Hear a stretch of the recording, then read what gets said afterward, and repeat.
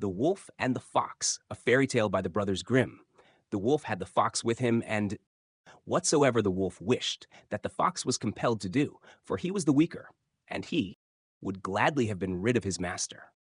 It chanced that once, as they were going through the forest, the wolf said, "Red Fox, get me something to eat, or else I will eat thee thyself."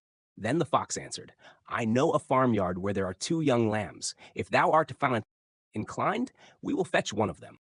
That suited the wolf, and they went thither, and the fox stole the little lamb, took it to wife, the wolf, and went away. The wolf devoured it, but was not satisfied with one. He wanted the other as well, and went to get it. As, however, he did it so awkwardly, the mother of the little lamb heard him, and began to cry out terribly, and to bleat so that the farmer came running there. They found the wolf, and beat him so mercilessly that he went to the fox limping and howling.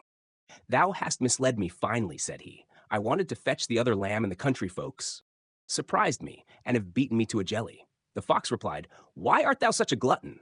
Next day they again went into the country, and the greedy wolf once more said, "Red Fox, get me something to eat, or I will eat thee thyself."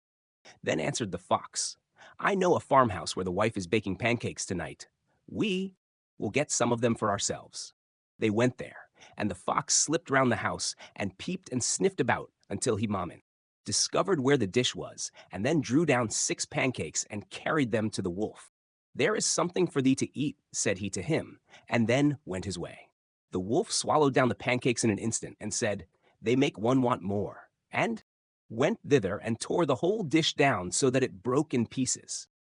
This made such a great noise that the woman came out, and when she saw the wolf, she called the people, who hurried there, and beat him as long as their sticks would hold together, till with 2 lame legs and howling loudly, he got back to the fox in the forest. "How abominably thou hast misled me!" cried he. "The peasants caught me and tanned my skin for me." But the fox replied, "Why art thou such a glutton?" On the 3rd day, when they were out together, and the wolf could only limp along painfully, he again said, "Red Fox, get me something to eat, or I will eat thee thyself." The fox answered, "I know a man who has been killing, and the salted meat is lying in a barrel in the cellar. We will get that." Said the wolf, "I will go when thou dost, that thou mayest help me if I am not able to get away." "I am willing," said the fox, and showed him the bypaths and ways by which at length they reached the cellar. There was meat in abundance, and the wolf attacked it instantly and thought, "There is plenty of time before I need leave off." The fox liked it also, but looked about everywhere, and often ran to the hole by which they had come in, and tried if his body was still thin enough to slip through it. The wolf said, "Dear fox, tell me why thou art running here and there so much, and jumping in and out? I must see that no one is coming," replied the crafty fellow. "Don't eat too much." Then said the wolf, "I shall not leave until the barrel is empty." In the meantime, the farmer, who had heard the noise of the fox's jumping, came into the cellar. When the fox saw him, he was out of the hole at one bound.